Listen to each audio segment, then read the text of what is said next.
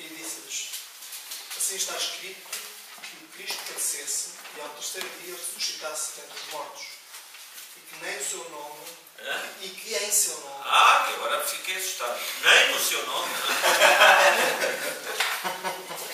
E em seu nome se pregasse o arrependimento para a remissão dos pecados a todas as nações, começando por Jerusalém. Vós sois testemunhos destas coisas. Ok. A expressão que o René Padilha assinala neste versículo 47 é o arrependimento. E Jesus definiu muito bem o conteúdo da mensagem. Esta mensagem está aqui muito escarrapachada em Lucas, mas reparem depois nos primeiros pregadores. Não fujam muito daqui. Não fujam porque não inventam nada, certo? Nem mesmo nos outros grandes pregadores da história. Porque eu prefiro que fiquemos aqui, tá? Fiquemos aqui para estudar o Evangelho do Arrependimento. Não precisamos de sair do conteúdo da mensagem pregada por Cristo e pelos seus discípulos.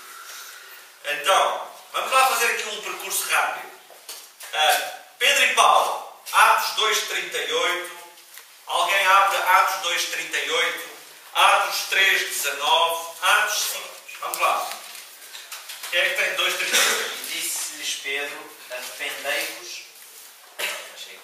Arrependei-vos. E cada um de vós seja batizado em nome de Jesus Cristo para perdão dos pecados. Condição essencial. Arrependimento. Não é?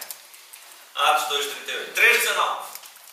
Portanto, arrependam-se e mudem de vida, para que Deus vos perdoe os pecados. Para a remissão de pecados. Não é? 3:19. 5:31. Deus, porém, com a sua destra o exaltou a príncipe e salvador, a fim de conceder a Israel arrependimento e remissão dos pecados.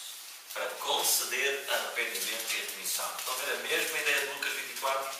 Arrependimento e remissão. Isto é a base. 17:30.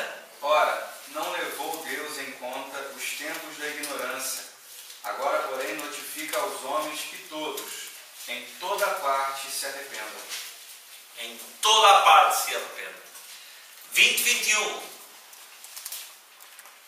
Testificando tanto a judeus como a gregos o arrependimento para com Deus e a fé em nosso Senhor Jesus Cristo. Arrependimento e fé em Jesus Cristo. Mas temos que inventar alguma coisa. Temos que inventar alguma coisa. Não vale a pena inventar. Está tudo aqui. Jesus, Pedro, Paulo, os apóstolos, eles pregavam o Evangelho. Eu sou de promover este livro. Eu hoje vou partilhar convosco 3 conceitos sobre este livro, portanto, para não ser desonestos, e dizer-vos que eu tenho um compromisso, e os irmãos também devem ter, com a pregação do Evangelho do Arrependimento. O que é isto? É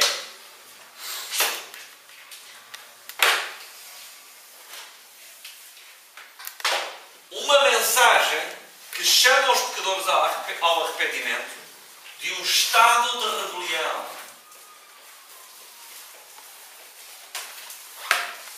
Arrepender de quê? De um estado de rebelião contra Deus. Eu tenho que me arrepender de quê? Um estado de rebelião contra Deus. Outra vez a história do rico e do pobre. O que é que há em comum? Quem não está em Cristo está em rebelião contra Deus. Isso é um bocadinho difícil de digerir às vezes, não é? Mas esta é pessoa tão boa, não é? Nós temos de ter o mesmo coração de Deus em relação aos incrédulos. Ele não quer que ninguém se perca, senão que todos cheguem à igreja. É isso? Ao arrependimento, não é?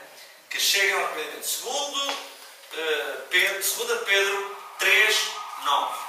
Um texto importante. Ok? Então, o que nós temos que pregar é o arrependimento de um estado de rebelião contra Deus. Nós temos que pregar isto. E isto é visível até numa criança, não é? Não está lá? Ou vocês não creem na natureza pecaminosa da raça humana? Não é? Há pessoas que não creem, já vi isto. De serpentes. Nós precisamos de desmontar a grande mentira organizada do diabo ao longo de toda a história. Qual é a grande mentira organizada do diabo? Que todos nós também podemos ter conhecimento, não é? Sim, de alguma forma é isso. Que somos o Senhor das nossas vidas. Somos o que não somos O nada. homem realiza-se alienado de Deus. Eu não preciso de Deus. Essa é a mentira. Essa é a resposta que as pessoas nos dão muitas vezes. Não preciso.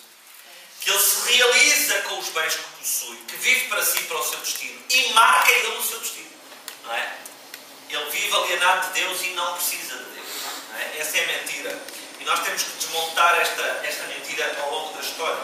E nós somos chamados a pregar o arrependimento desta mentira. Isto é rebelião. Estão a ver? Isto é rebelião. Pregar é equivalente a pregar o arrependimento dos pecados, das mentiras, para a remissão dos pecados, de todos os pecados. É testificar o arrependimento para com Deus e a fé em Jesus, conforme Atos 20, 21. Portanto, pregação sem arrependimento, o que é isso? O Evangelho não é o abandono de hábitos condenados por uma ética moralista.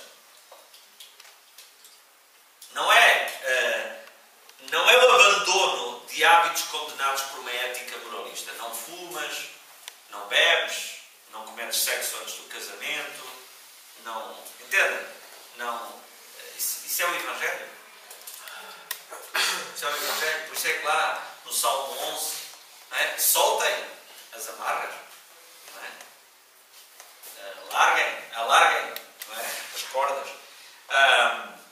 O Evangelho não é a pregação do abandono dos hábitos condenados por uma ética, mas a renúncia a um estado de rebelião contra Deus para nos voltarmos para Ele. Okay? Não é um mero reconhecimento de uma necessidade psicológica, mas a aceitação da cruz de Cristo como uma morte para o mundo para vivermos em novidade de vida. Andar em novidade de vida. Okay? Morte e vida. Segundo, o Evangelho do Arrependimento é chamar os pecadores a uma reorientação ética. Começam aqui os problemas. Não é? Reorientação ética, porque se isto não é visível, temos legitimidade para considerar se o Evangelho foi pregado mesmo, se a pessoa percebeu. Não é? Se o Evangelho foi pregado. E reorientação ética. Quando chamamos alguém ao arrependimento, chamamos-lo também para uma dimensão social do Evangelho. Tem implicações sociais, estão a ver? Tem que haver implicações sociais. Uma dimensão social que traz implicações éticas no relacionamento social. Então, o Evangelho, quando o Evangelho chegou a nós, chegou numa situação específica. Nós tínhamos uma situação concreta. Tínhamos relacionamentos concretos, não é? Não estávamos no abstrato. Entendem? O Evangelho chegou numa situação específica, porque o pecador não é um ser abstrato, nem vive num mundo abstrato. Foi numa situação concreta. E quando alguém recebe o Evangelho, há uma mudança que se concretiza na história daquela pessoa. Na vida, nos relacionamentos. Então, o voltar-se para Deus não é algo meramente subjetivo. Não é uma coisa que se faz no domínio das ideias. Ok?